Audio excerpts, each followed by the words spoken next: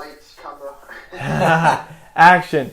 Yeah. Good morning and welcome back to a very, very exciting episode of the First Off the Tee podcast. I am your host, Robert Ivanek, co-hosted by Doug. Good morning. And today we have a very special guest, JT. You have a new title, so I want to introduce you properly. JT is a performance psychology expert and ZenGolf associate. Welcome, JT. Thank you, boys. It's great to be back on the show and eventually to meet Doug as well. Been catching up with yous, and I can't believe it's been 5-6 weeks since the last time I spoke to you. And yeah, I'm just absolutely delighted to be back in your company. Oh, we're delighted to have you back. So we both picked up ZenGolf. We've been reading this book a lot, but before we dig into it, we were just briefly talking about your new title. Officially now a ZenGolf associate. Can you tell us kind of what that means? So I started working with Dr. Joe. I think I might have mentioned in the last meeting, probably about June last year now, and we've started to develop a really good relationship through his mentorship program. And officially, he said that I could start using, an associate of the amount of amazing work that he's done, and to be, carry on that tradition and keep going with his name and get the name out there. So yeah, absolutely delighted. Very good. Congratulations on the new title. Cheers. Yeah, JT's got the coffee too. Cheers. Well, as we discussed before, we're first off the tee 5:30 in the morning, and JT, you're over at the UK, right? And yeah, so you're mid morning, and maybe you're at the 19th hole already. so good, but excellent, and it looks like you got a beautiful view where you are now. Yeah, I'm in a place called Newcastle upon Tyne, which is northeast England, and this is the river that runs through the centre of the city, and I'm just out to the east, sat in a little cafe bar and talking to you guys all the way across in the US. Amazing.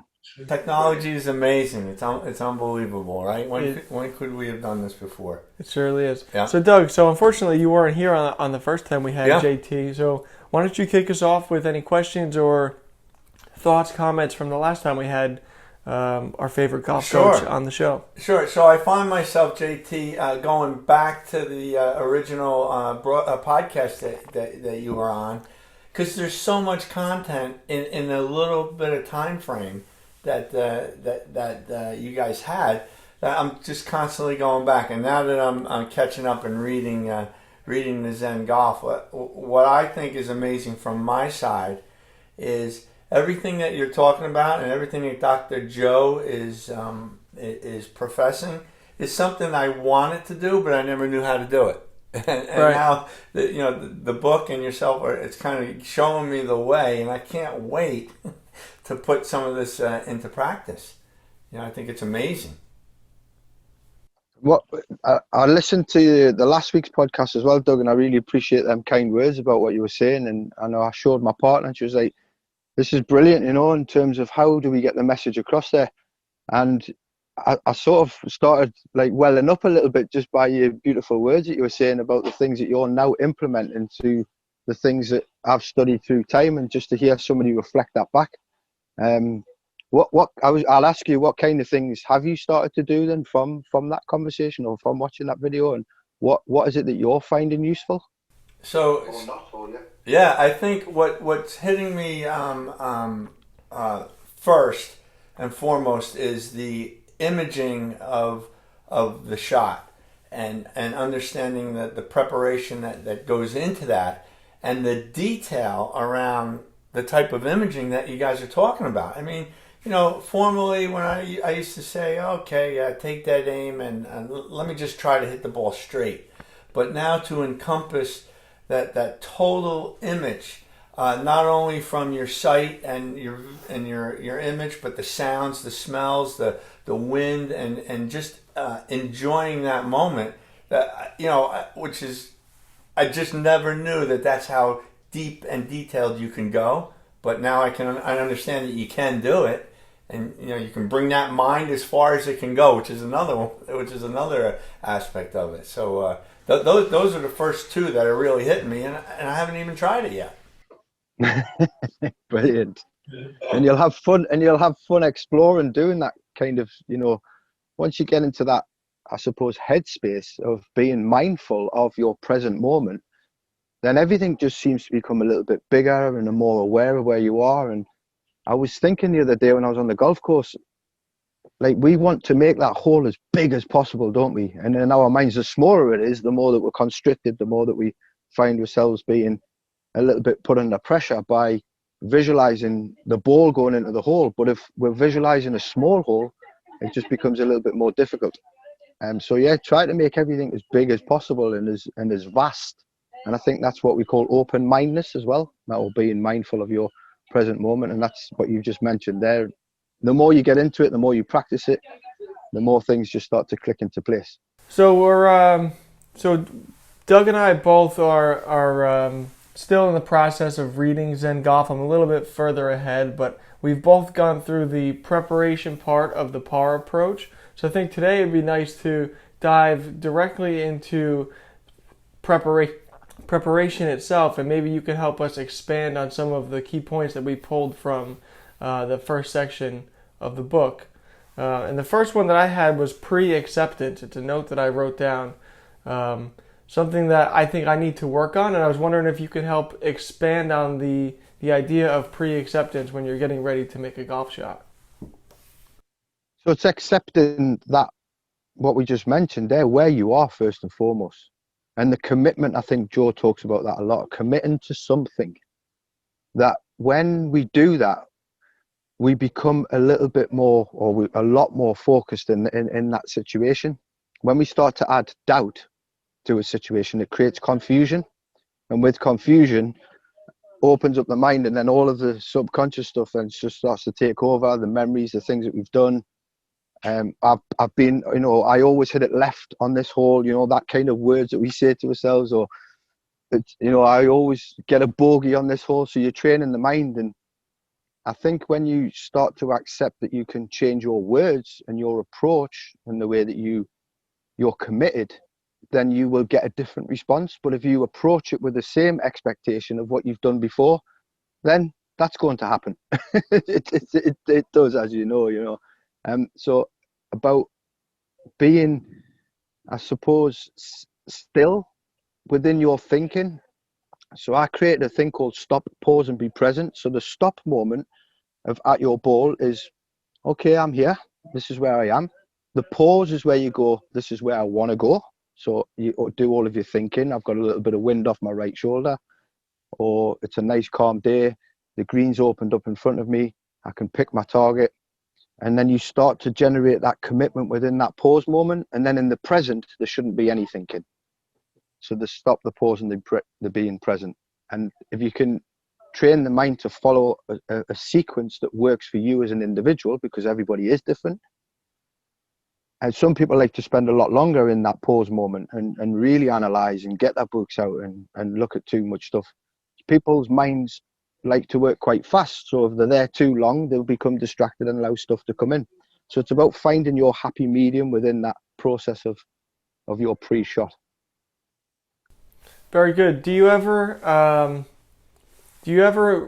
worry about taking too long, where you may feel like you're holding up the group or the group behind you? I know Dr. Joe talks a lot about not worrying about that, but it certainly is a present factor. So how can any golfer spend the time to be mindful and take the time before their shot, but also be comfortable with the fact that they may take a little bit longer, but I mean, it's not egregiously long. It's not like you're going to extend the round, but when people are used to this fast pace of play and you try to slow it down, how do you approach that? Because people may make a comment, or you may actually hold somebody up. We call that thought energy. So you're burning calories through thinking. So where is your attention? Is your attention on the group in front? Is the attention on the group in behind? And that time that you're thinking about them two groups, that time could be spent on thinking where you are with the same energy. Right. If you're playing within your flow, within your rhythm, because the world around us can be as chaotic as you want it to be, but inside you can still be calm. I was going to say, so it's about really utilizing the time more efficiently to do your thinking and preparation. And I know I'm jumping a little farther ahead in the book, but I loved the part when Dr. Joe mentions, he says, do you know what, I think this was when he's talking about the anyways shots. And he says, do you know what takes longer than doing the proper preparation? Hitting an extra shot or two every hole. He's like, if you're concerned about the guys behind you or keeping up with the pace of play, all you have to do is take the time, and if you hit the right shot, that's going to be a lot less time taken than if you're to go back and get the right club. Nailed it. Yeah. Because if you add up the amount of times you're thinking about the group behind you, you put that time into adding it into the time you're taking your shot, you're more prepared. Yeah, it's funny you mention that because I've played with somebody and their whole aura is about the people behind them, and I'm like, I literally don't even think about the people behind me unless it's like there's a hole and a half open in front of us, unless there's a really lot of time. But yeah, and I go, that's way too distracting. I try to stay away from that the best I can. You can imagine that kind of guy driving a car as well, can't you? Oh, he pulled out in front of me. He's up my ass, or he's like, he's braking. It's the same situation, isn't it? When you're driving and people get, I suppose, frustrated or caught up in what everybody else is doing on the road. As long as you're aware, being ethical, respectful to your environmental space, then regardless of what's going on around you, the more you practice that will have the least effect on what you're doing. But if your energy's on the guys behind or the ones in front or somebody else taking too long to find a ball, or as golfers, we meet all different kinds of characters, don't we? In the game, we meet all different kinds of drivers on the road. We meet all different kinds of personalities in the workspace. This is about what part are you playing, and and how are you being, and how is your physiology, and how are you being present? Because that's fundamentally the most important part.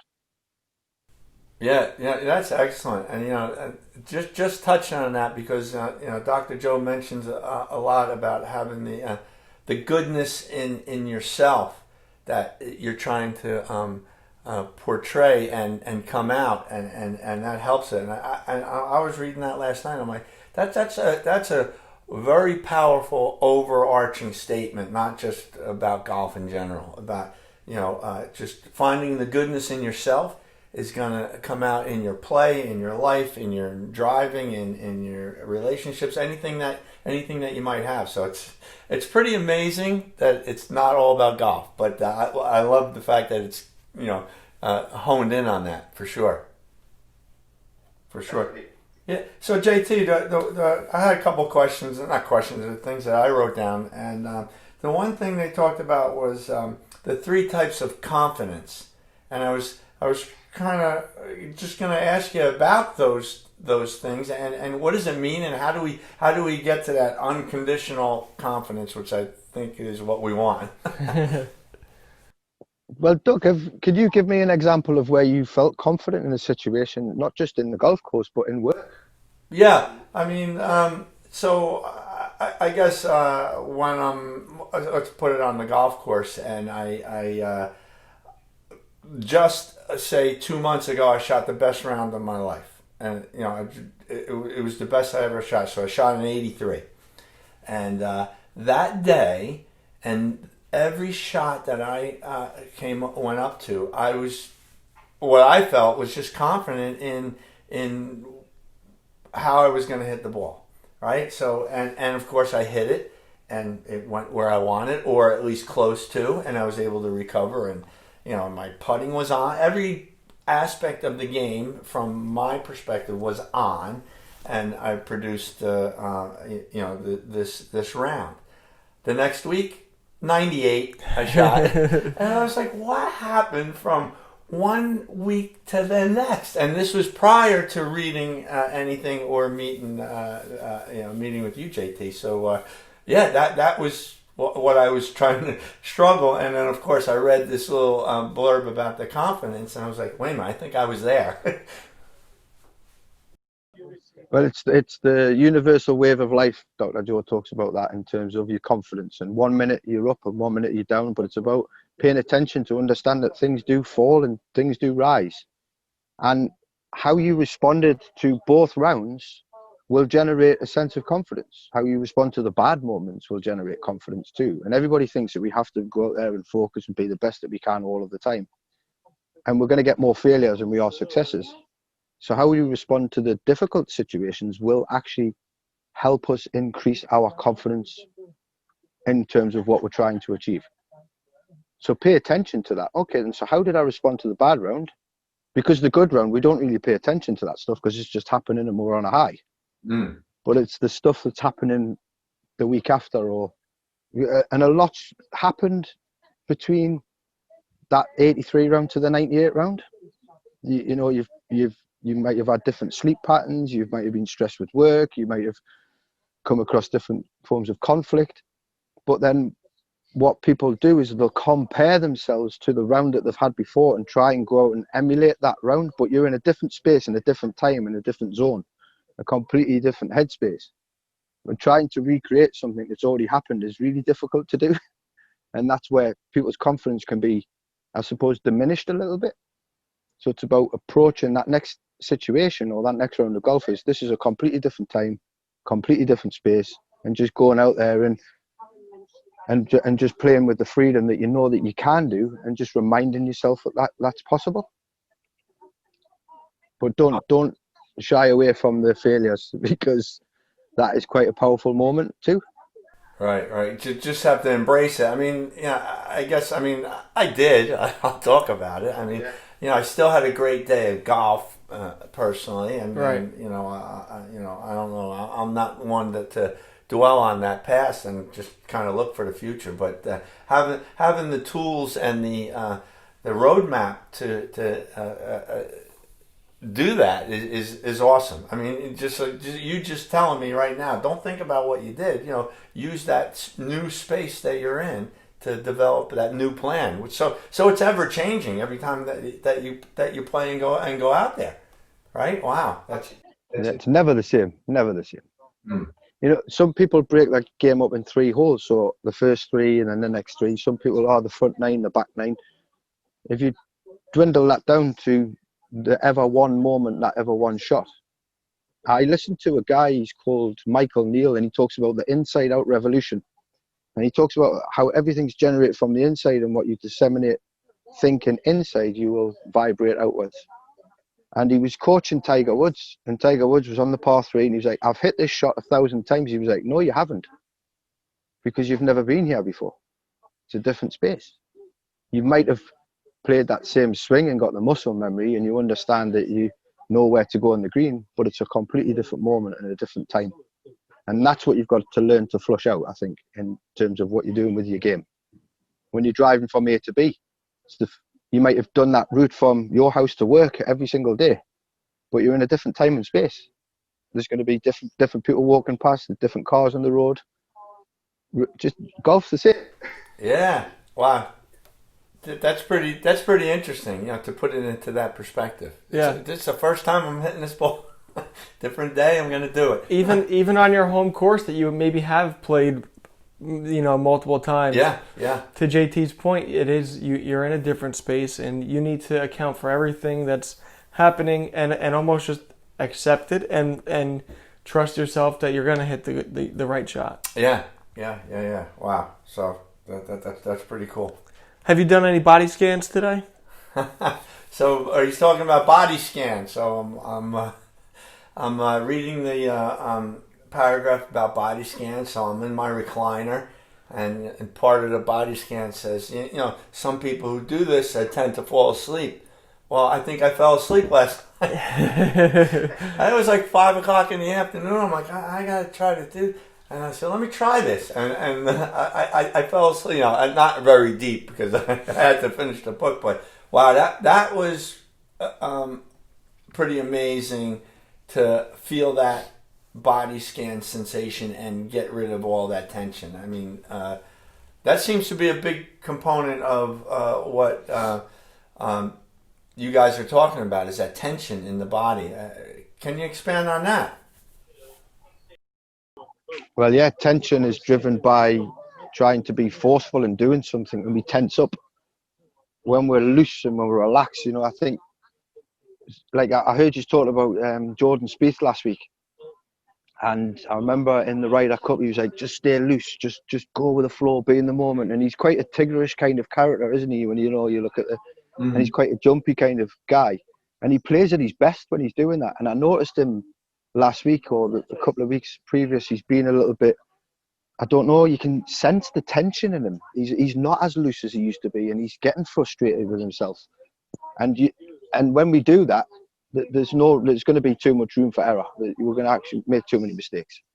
So the body scan stuff, I'd done a meditation exercise with Dr. Joe 2 Fridays ago, and every Friday night he's going to be running one. So I'll send you guys the links. It's for an hour, and it's him live, and you go through that whole process. And he wants to come on the show and do potentially a joint interview, or get Joe on by himself, and you guys can talk to him and really talk about his book and other things that he's been doing and the golfers he's been working with. And but yeah, that body scan stuff it's checking in. It's checking in on yourself that we forget to do. Yeah, absolutely. I find myself doing a body scan just midday through work. Really? At work. Well, because at work, everything's happening at once, and I tend to get caught up in the daily workflow, and sometimes it's easy to not be mindful and just, I have to do this task, and then I have to go here, I have this meeting. And I find it's very helpful to take a second, just sit in my chair with the door closed, and it only takes a few minutes, a little body scan, and I got to tell you, my everyday breathing has changed from reading Dr. Joe's book. I really connected with his idea of, or just his practice of taking deep breaths, full breaths into the back of your lungs and filling your belly with the air. And I almost got to the point where I was subconsciously taking in these deep breaths. It was no longer a purposeful deep breath. I mean, when I was reading the book, I was like, I've been breathing deep for the last hour and a half, and I almost forgot about it. And it felt amazing. It felt amazing to get to that point. But luckily, at the time, I was in the office by myself, so it was nice and quiet. There were no distractions. But having the time and space to do that felt very relaxing, and something that I'm certainly trying to implement more and more on a daily basis. But breathing's one of the most natural things we do. But when you tap into how you can physically calm your whole being through breathing, it's a game changer. It is. When that, I think I spoke about the deep breath that I take before shot. That's the last thing I do before playing the shot, because then there's nothing else. I've done my bit. I've filled my lungs. I've got my posture, and I step in and play my shot, and then I step out of my shot, and then I walk to my next ball, and then I'm ready to play again. And if you're playing like Doug did, 83 shots, that's only 83 deep breaths on the pre-shot. Yeah, it's not a lot. It's not a lot to ask. Or if we're shooting 100, it's 100 deep breaths in 4 hours. You're going to be breathing a lot more than that. But when you purposely focus on the breathing, you get a different outcome. Well done, guys. It's definitely something starting to click and work. Yeah. I'm looking forward to. I'm playing golf after work today, and the main thing I want to focus on is my breath and my whole routine. I love when Dr. Joe, he goes, I can tell if somebody's going to be quick through their swing just by the way they approach the ball. If they don't finish their out breath before they approach the ball, they're already moving too quick. And we fall victim to a narrow mindset where we think our swing and the transition of our swing is just the backswing to the follow through. But Dr. Joe puts it into perspective that it's the whole event. It's pulling the club out of the bag. It's walking up to the ball, pulling the ball out of the bag, taking your deep breath and fully exhaling before you approach the ball. And that sets the pace for your swing. And it's something that I've never been mindful of on the course, but today, after work. It's the only thing I'm going to focus on. Right. I would just want to take a nice deep breath and finish that exhale before you step up to the ball. And I can't wait to try it out. That's good. And that there as well, if we're using a lot of breath and we've got a lot of tension growing, we're using a lot of calories and energy as well. I was playing golf with one of my friends a couple of weeks ago, and he hit the ball right off the tee. And we know that if you go right, you're blocked out by a tree. But you can't see that until you get there. So as he was walking up, he was like, oh, I wonder what kind of lie I'm going to have, or I can't play my second shot. And I said to him, I says, what happens between now and you getting your ball is irrelevant. He went, well, what do you mean? I says, you're already starting to use your thinking power in 3 to 4 minutes walking up to that ball. Why don't you save that energy for when you get to your ball and then make your decision? And he got there and he wasn't blocked out and he played his shot onto the green. But he just automatically, people do that. Oh, no, I'm not going to be able to play my second shot. Or they start thinking about where the ball is or what kind of lie it's got. If you've got a rough idea where it's gone, wait until you get to the area and then start to decide what you want to do. And that's when you become composed and present and still. And just switch off a little bit between then and between the shots. And just look at the beautiful place that you're in. That's what I do. If I'm sometimes having a bit of a spiral, the wheels are coming off, as they say, it happens to us all. I just look up and go, I'm on the golf course, and just pick a point on the tree. Or if I've hit a bad shot, it's only gone 10, 15 meters in front of me because I might have hit a bad one. I'll let somebody else play, so then I can give myself time to compose before I then approach, rather than you see the guys hitting it and then walk up and hitting it again and hitting it again. You're like, wow. It's like top, building all of this tension and frustration, as we mentioned, the tension thing. But yeah, just be aware of that. Make your mind up when you get there. Nothing's going to happen. Yeah, that's pretty amazing. That's pretty amazing. I was playing golf a few weeks ago, and again, it was before I really was into this, but I would do exactly what you were saying, JT, is just turn away and look. And I was playing relatively good with the guys, and at one point, I just like pushed my energy out to the golf course, and I just went like this.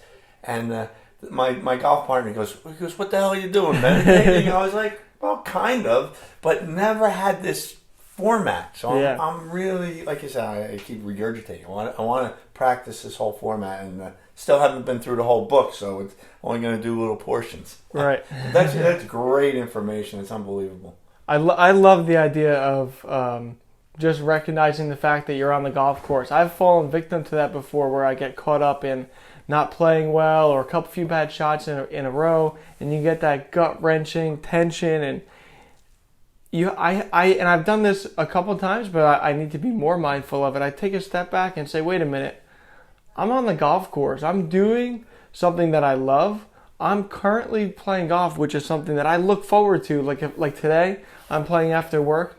All day long, I'm going to be looking forward to the round after work. And so I don't ever want to fall victim to not enjoying the round because of the way I'm playing.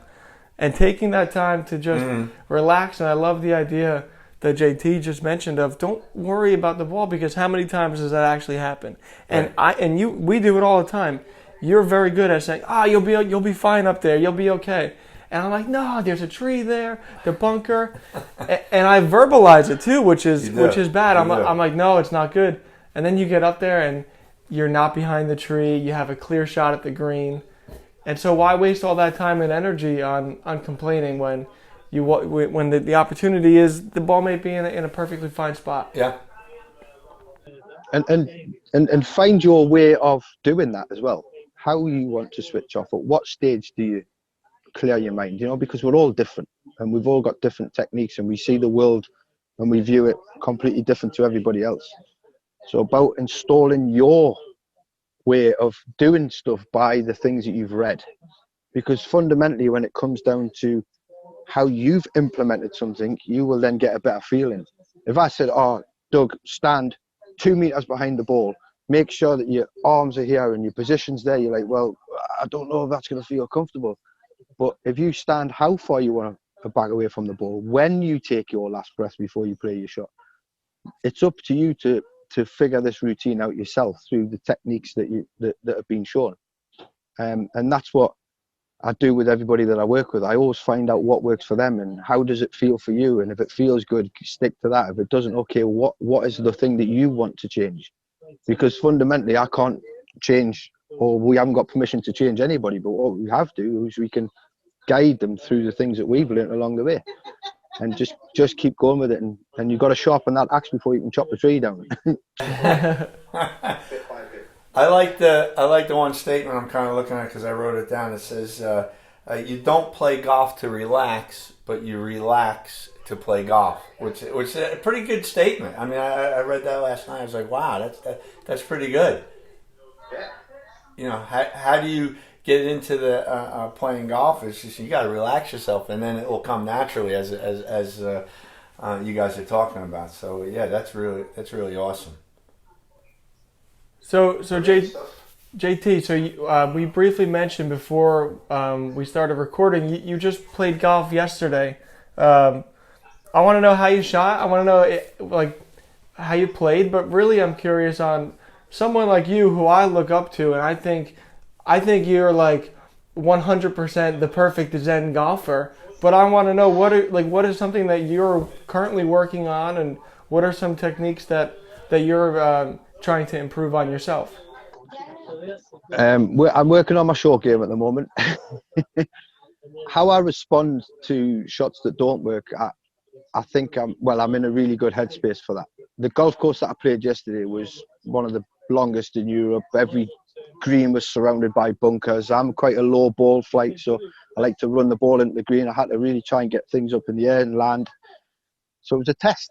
And you know, there was 4 of us went out, and I played with, I don't know, cricket. There's a guy, he's ex-England Durham cricketer, and I went out with him, and he's a professional. He just walks up to the ball and hits it because he's got this hand-eye coordination. He's played in front of thousands of people. He's just out there having fun, and as I am, I shot at the 27 points, which is okay around there. Left a few out there. But I always walk off absolutely loving just the fact is that I was blessed to be able to go out there and just be in the moment. A couple of bad holes, made some absolutely unbelievable putts, relish it, rise, drop back down, level-headed, keep going. That's what I'm learning to do, and keep practicing and install and work with others to be that way. Yeah, that's awesome. That's awesome. 27 points. I'd love to hit 27 points. That would be my best golf ever. I tell you, JT, and everybody I play with, we use our point structure. They love playing golf that way.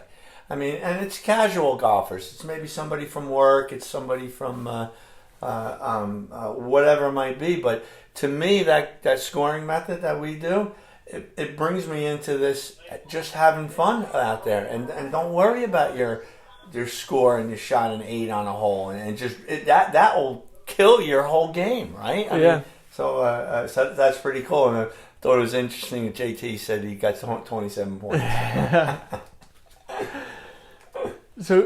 So Coach, we're very interested in having Dr. Joe on the podcast. That would be unbelievable.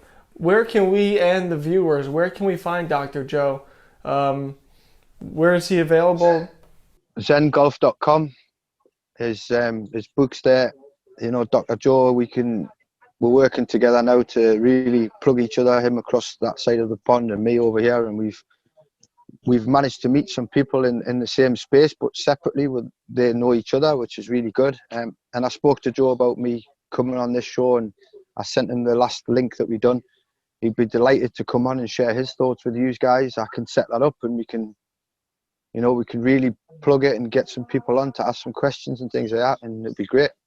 No problem. That would be incredible. Also, I really like the Friday sessions that he does. If you could share that link with us, I'd like to share that with the viewers so everybody can get on. Yeah, you're reading my mind, because I was going to go back to that and say, wait a minute, when is Dr. Joe having these sessions? Because I want to get in on that. And I'm like, that's excellent. Yeah. That'd be cool. And so JT, I don't know if you can see on the set, I have your Instagram page pulled up for the viewers. I'll put a link there. Where else can we find you? Where else can people find what you're putting out there?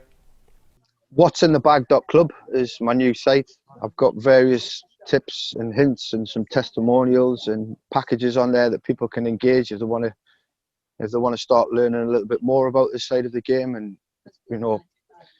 going out and spending $500 on a new driver or a couple of $100 on 3 sessions and getting your head in the right place so you can use the driver that you've got. But it's just that message, and I'm open to giving people 15-minute consultations and having a chat. You can click on my website, and on there's like links where you can get in touch with me, and we can arrange a call, and it's all done automatically, and we can have a chat and see where people are and where they want to go. And that's all I want to do, is keep sharing with my podcast as well that I've got. So I want to get you guys on that. It's just a voice one, not video at the moment.